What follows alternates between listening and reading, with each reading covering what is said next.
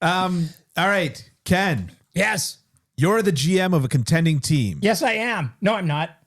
Wait a minute. I know if I was the GM, it certainly would not be a contending team at very least. I'm the GM of the Toronto single A under 14. Who do you go harder for at the trade deadline? Would it be Paul Stastny, Dustin Brown, somebody else? Joe Pavelski. Well, I mean, Dallas is, I think they've still got their sights set on the playoffs. I think LA still has some hope as well. Yeah, I don't think either LA or Winnipeg's going to make it. Yeah. Like they're mucking around there. Yeah, And I mean, Winnipeg's just, the bottom's falling out. Yeah. Right? Yeah. Interesting. Like Dustin Brown or Paul Stastny. That's a really good one because you came up with it. Which is why I thought of it. But I mean, Paul Stastny, if you're looking for someone that you can put in your top 6 and make it be a potential difference maker at both ends of the ice. Yeah. Yeah, that's a pretty tantalizing guy to get. Yeah. But if you're looking for a guy who can grind through those playoffs and you're looking for a guy who can come in and sit down when you're down 3-1 in a series and look at the young guys in the room and go, don't worry about it, guys. Yeah. We've got this. We're good. We were down 3-0 to San Jose. We came back and won the Stanley Cup. Yeah. Like, I mean, Dustin Brown would be a perfect third, fourth line guy for a really contending team. Yeah. Just a bugger to play against, plays hard, and still is capable of being that guy that could score in quadruple overtime. Yeah. You know what I mean? Yeah. For me, it would probably be Dustin Brown just because of the pedigree and everything. But I would love to have either one of those guys on my team. But if it came down to it, I mean,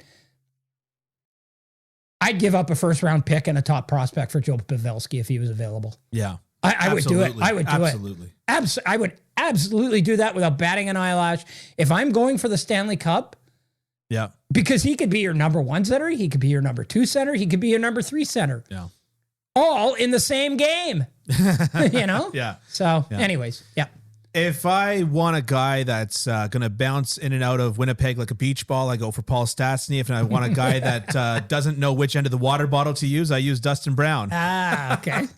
No, but in all seriousness, my concern with Dustin Brown is that he becomes this year's Nick Foligno, right? When the Leafs brought in Nick Foligno last year. You pay a handsome penny for him, but he's older and he gets hurt and he doesn't quite perform to expectation.